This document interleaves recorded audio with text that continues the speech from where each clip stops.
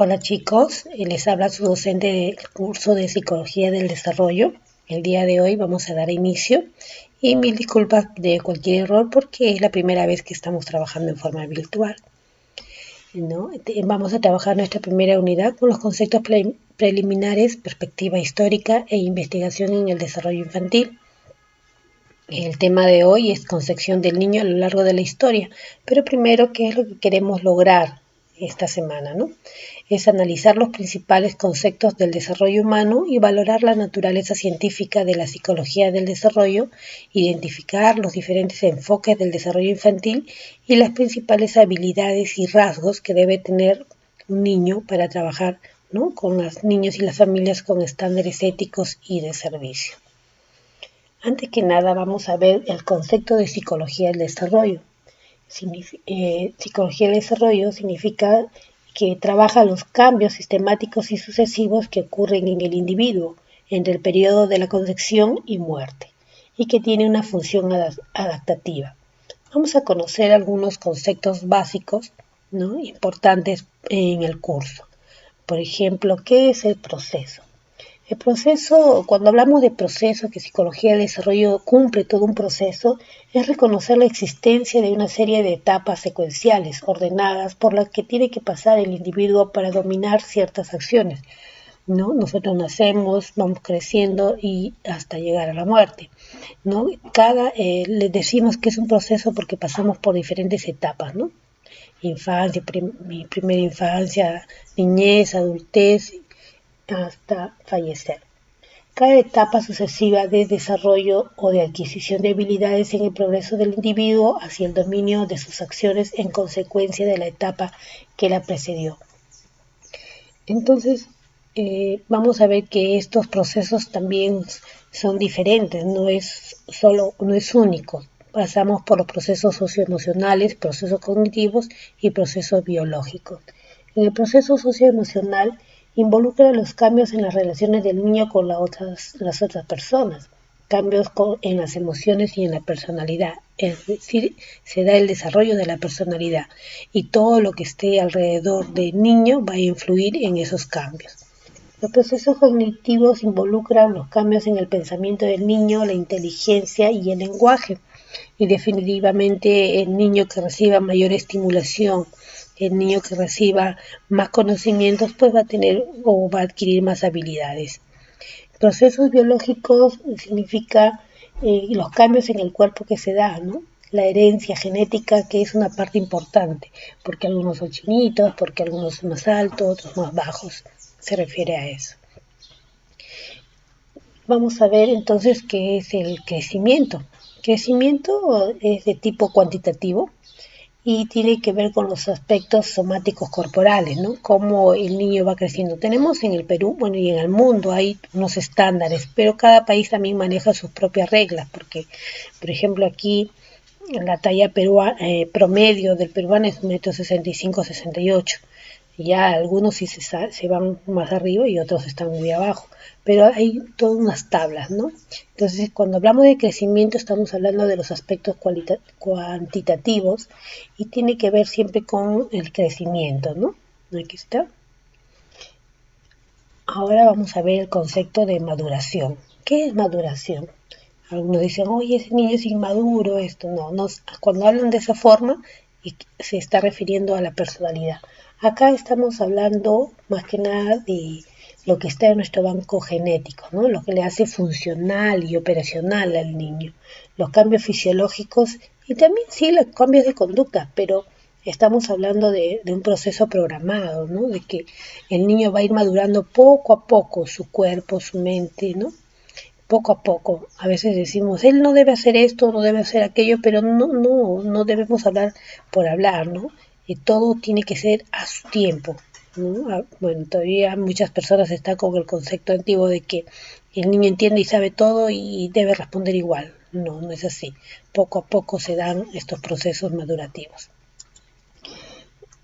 Vamos a ver cuál es el concepto de desarrollo en sí, ¿no? El desarrollo de desarrollo en sí se refiere a los cambios cuantitativos, que es la estatura, el peso, la cantidad de vocabulario que debe decir. cada etapa o cada edad tenemos como una tabla en donde nos dice cuántas palabras más o menos o aproximadas debe decir el niño. Los cambios cualitativos de la inteligencia, el pensamiento, el lenguaje, tiene que ver con estos procesos cognitivos. También desarrollo nos indica el proceso de maduración y aprendizaje, ¿no? ¿El niño está desarrollando? No, decimos. Depende de la interacción de la dotación hereditaria también y de las fuerzas emocionales y culturales del ambiente. Vamos a ver entonces el concepto de aprendizaje. ¿Qué es aprendizaje? Son los procesos psicológicos complejos, procede del ejercicio y el esfuerzo, orienta y estimula los procesos del desarrollo y es la locomotora de nuestro desarrollo, ¿no? Porque el niño aprende por ensayo y error.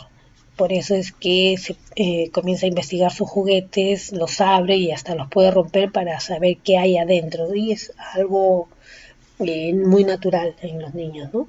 La estimulación fomenta el desarrollo de estas potencialidades heredadas, ¿no? Porque heredamos mucho de nuestros padres, pero si estimulamos adecuadamente va a sobrepasar todos esos límites.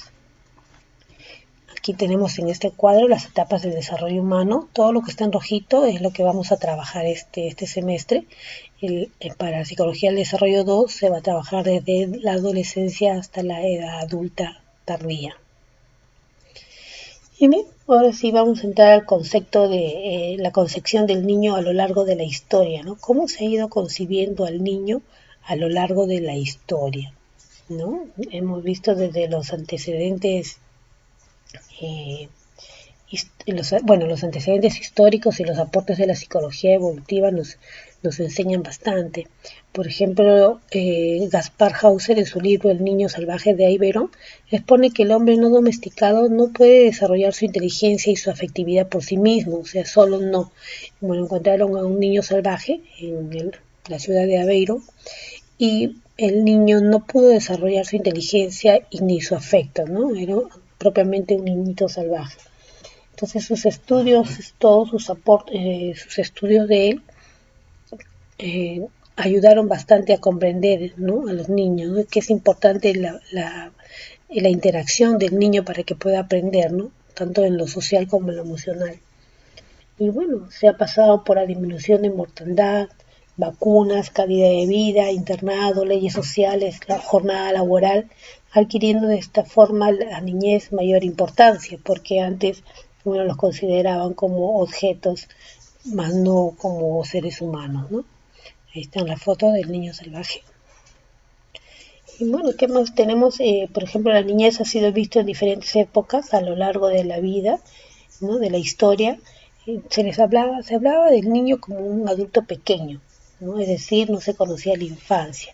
Pero aparecen dos formas totalmente opuestas de ver a los niños, ¿no? Como esencialmente malos o esencialmente buenos, ¿no? Por eso que los vestían así como adultos, ¿no? Los adultos pequeños. El adulto antes de la modernidad era considerado como un adulto pequeño, hacía parte del engranaje de una sociedad y se educaba para ser adulto, para ayudar a conservar el grupo social, ¿no? Los utilizaban como mano de obra, como para que ayude a mantener el hogar, ¿no? El término niño recién fue tomando concepción en el siglo XVII. Antes no se sabía distinguir las edades, no se hablaba de etapas. El término niño en esa época, por ejemplo, le decían hasta a los chicos de 18 años. Y bueno, como anécdota vemos algunas películas de esa época que le decían mi niño, ¿no? Y era tremendo joven de 18 años, por ejemplo, ¿no? Solo en los siglos XVII y XVIII aparecen palabras de sentido más limitado como el bambín o marmot, a los que en el siglo XIX se le añade las palabras ya bebé, ¿no? Esta conquista del niño ha sido paulatina y solo hasta principios del siglo XX más o menos, con los aportes de la psicología cognitiva y de psicoanálisis, con los conceptos de desarrollo evolutivo, con la mirada hacia la infancia para cubrir los orígenes de los complejos y los caracteres de la plenitud de la conciencia histórica del hombre, es que la noción de niño llega a configurarse como un estatuto digno de ser mirado y estudiado desde todas las disciplinas.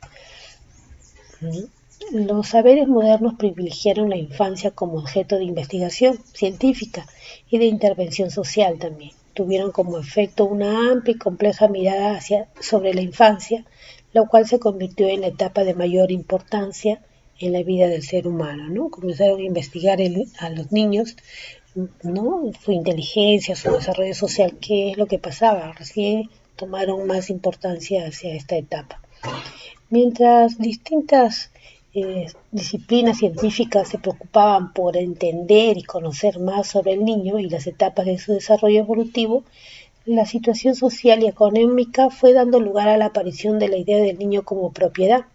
Y esto sí fue una parte mala de la historia, ¿no? Porque el niño era una propiedad y entonces lo tenía que usar, ¿no? A mi gusto, ¿no? Los vendían o los ponían a trabajar y tenían que, bueno, ayudar a solventar los gastos familiares. Pero aparecieron también en esta etapa los derechos humanos, ¿no? El contexto de que el niño debería de tener sus derechos, ¿no? Y comenzó a regularse también en las jornadas laborales y que el niño principalmente debe estudiar más, no trabajar, ¿no? Entonces, aunque la concepción del niño en el plano psicológico, ético y jurídico ha evolucionado, la realidad económica social pues no ha cambiado mucho porque en muchos contextos, por ejemplo, de nuestro país, los niños todavía siguen trabajando y no estudian. Entre los años 30 y la década de los 50, el conductismo dictaminó que lo que verdaderamente cuenta en el desarrollo es lo que viene de afuera, el aprendizaje, ¿no?